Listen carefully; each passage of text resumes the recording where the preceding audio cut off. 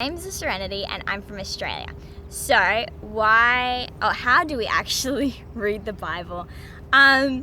Basically, like the Bible is like a whole mix. It's like a bunch of books stuck together. And I think the main three ways you can read it is think of it, one, as like poetry, right? Like if you have a book of poetry, you read it and you're like, oh my goodness, that just like speaks to me, or like you're like, oh, that's so amazing, and you're like, read this epic poem, you might want to like memorize it, or you stick it on your wall, or paint a bit, I don't know, and you just kind of go, whoa, that's so chill. Like I just think of like poetry, like rainy day, snuggle up and you just read it and you just cozy in it and you just like absorb it, and it's just beautiful.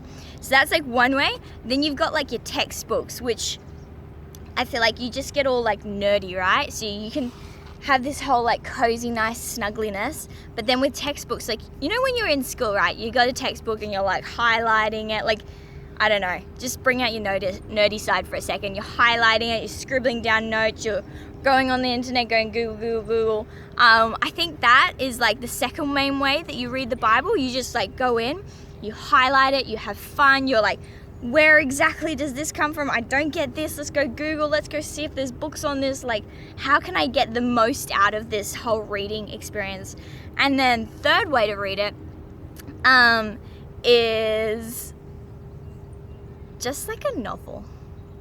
Like, you know when you've ever picked up a book and you're like, this book is heckin' good, and you just can't even put it down, and you're flipping the pages and you keep going and you're like, where, oh my goodness, it's dramatic and it's happening, and you're like, oh, that is the third way you read the Bible. Like you just completely immerse yourself in it and you're like devouring it and going through it and being like, whoa, this is insane, like this is crazy.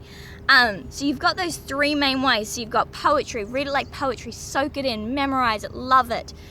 Textbook, go highlight it, be nerdy crazy, get some cute pens, I don't know, whatever works for you. And then third is just read it like your favorite novel.